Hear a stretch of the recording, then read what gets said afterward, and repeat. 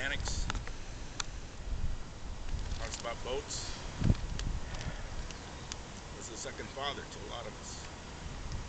Can you imagine that? He built his first boat in 1953. It was a plank boat, but Bud wasn't just going to leave it as a little plank boat. It was a flat bottom.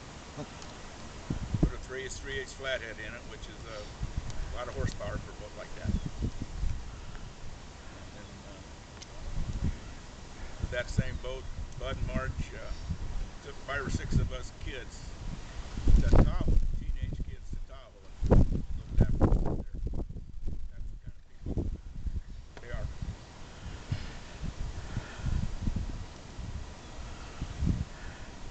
Bud's always been into racing. Way back, he raced Muroc, Tri-Lakes. After that, he had a midget that he drove on the street. It was legal. And every time he came back to Meyer Street, the police were on his tail. Bud was a great person, but kind of a scoundrel, as everybody knows. Bud liked to party a lot, and Margie did. When we were kids, they came to all our parties, and they were the best dancers there, always. Fantastic. We used to go to the Pike, Bud and Marge, and us, Art Bentz and his wife. What a good time we had. Everywhere we went with Bud and Marge was a good time. Went to Lake Mead a lot. Went to Colorado River. Went to Bass Lake. Oh boy, Bass Lake. We rented a cabin up there, and Bud and Harold were riding mini bikes in and out the front and back doors of the cabin. We rented one cabin, and my flat bottom sunk up there, but we had it going that same day. A lot of good times. Bud worked at Lockheed, as everybody knows. Worked first in the model shop, and then he got into mock-up, worked behind the Iron Curtain on secret stuff. Couldn't even tell us what he was doing. As you all know, he also was a Pearl Harbor survivor. I always thought he was on the Arizona, but it looks as though he was on the Utah when it went down. Something Bud didn't like to talk about.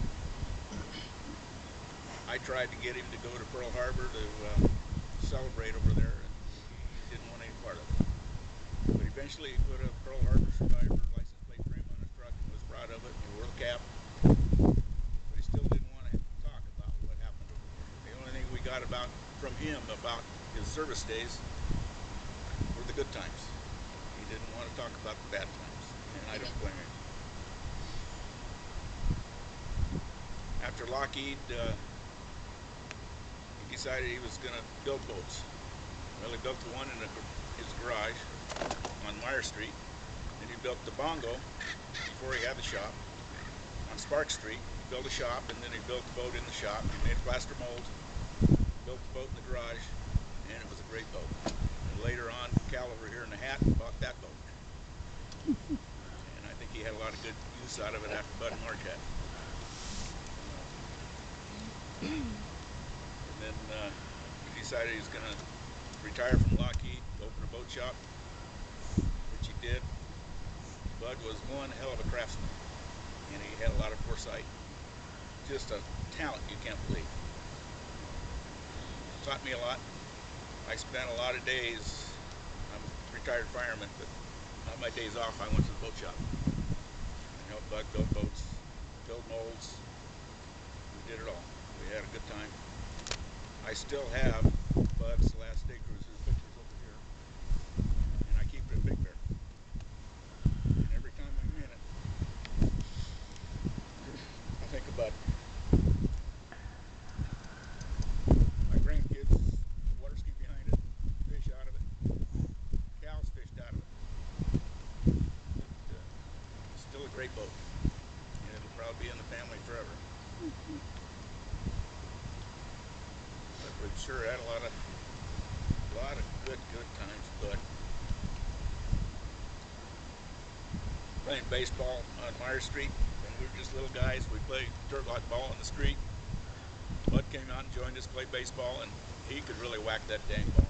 And he put out a couple of windows. But Bud, as he is, he went and fixed them.